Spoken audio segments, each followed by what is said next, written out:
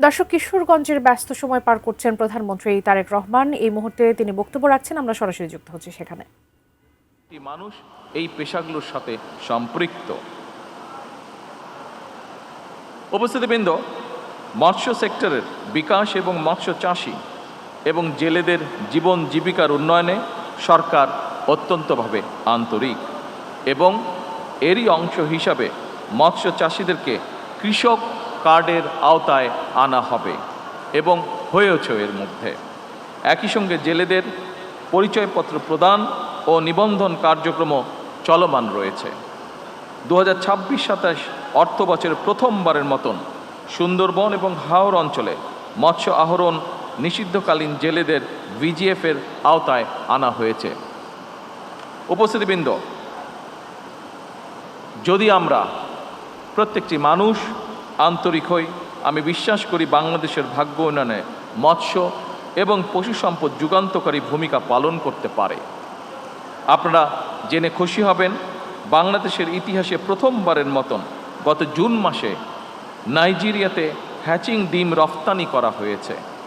এভাবে বিদেশে নিত্য নতুন পণ্যের বাজার খুঁজে বের করার জন্য আমি উদ্যোক্তা বা ব্যবসায়ীদের প্রতি আন্তরিক আহ্বান জানাই এবং এক্ষেত্রে সরকারের কোনো সহযোগিতা প্রয়োজন হলে আমাদেরকে জানাবেন, আমরা আমাদের সর্বোচ্চ দিয়ে আপনাদেরকে সহযোগিতা করব ইনশাআল্লাহ। সম্মানিত উপস্থিতিবৃন্দ, আপনারা জেনে খুশি হবেন, প্রযুক্তি নির্ভর কর্মসংস্থান সৃষ্টি এবং গবেষণা উদ্ভাবনকে উৎসাহিত করে জ্ঞানভিত্তিক অর্থনীতি গড়ে তুলতে বর্তমান সরকার 500 কোটি টাকার স্টার্ট আপ ফান্ড গঠন করেছে।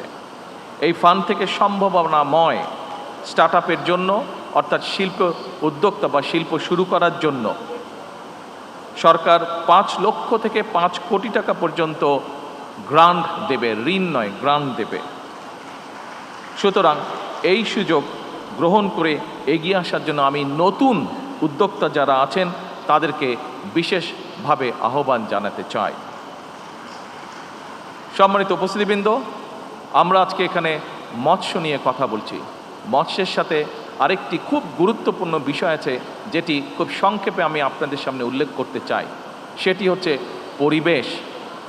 যে কোনোভাবেই হোক, যেভাবেই হোক, যে কারণেই হোক, আমরা খেয়াল করে দেখছি আমাদের খাল বিল নদী নালা যে সকল হাওর বিল যে সকল আছে সবগুলোর পরিবেশ ধীরে ধীরে আমাদের ব্যবহৃত বিভিন্ন যে আবর্জনা আছে, বিভিন্ন রকম টিস্যু পেপার, প্লাস্টিক, পানির বোতল, এইসবের কারণে ধীরে ধীরে এই জলাশয়গুলোর পরিবেশ নষ্ট হয়ে যাচ্ছে। আমরা যদি সত্যিকারভাবে সচেতন হই, আমরা যদি নিজেদের পরিবেশ রক্ষা করতে চাই এবং একই সাথে আপনারা এখানে যারা উপস্থিত আছেন অধিকাংশ মানুষ হয়তো মৎস্য পেশার সাথে জড়িত এবং মাছকে যদি আমরা বাঁচাতে চাই, আসুন একই সাথে আমাদেরকে আমাদের পরিবেশের প্রতিও খেয়াল রাখতে হবে, আমাদেরকে আমাদের পরিবেশকে রক্ষা করতে হবে। আমরা যদি পরিবেশকে রক্ষা করতে পারি, আমরা যেমন একটি সুস্থ পরিবেশের মধ্যে বসবাস করতে পারবো, আমাদের সন্তানেরা সুস্থ পরিবেশে বসবাস করতে পারবে আগামী দিনে। একইভাবে আমাদের মৎস্য, আমাদের পশু, সকল কিছু আমরা একটি সুস্থ পরিবেশের মধ্যে গড়ে তুলতে সক্ষম হব। সম্মানিত উপস্থিতিবৃন্দ, সকল প্রিয় ভাই ও বোনেরা, জাতীয় মৎস্য পক্ষের এবারের প্রতিপাদ্য রূপালী মৎস্যে স্বনির্ভর দেশ, সবার আগে বাংলাদেশ। আসুন আমরা সবাই মিলে জলজ সম্পদ সংরক্ষণ, পরিবেশ বান্ধব ও টেকসই মৎস্য চাষ এবং বিতরণ, মাছের উৎপাদন, আহরণ এবং উৎপাদনশীলতা বৃদ্ধির মাধ্যমে একটি পুষ্টি সমৃদ্ধ, আত্মনির্ভরশীল এবং সমৃদ্ধ বাংলাদেশ গড়ে তুলি। এই গড়ে তুলতে হলে আমাদের সকলকে সচেতনভাবে পরিশ্রম করতে হবে। আমাদের 20 কোটি মানুষের 40 কোটি হাতকে কাজে লাগাতে হবে যাতে আমরা আমাদের দেশটিকে সুন্দরভাবে গড়ে তুলতে পারি।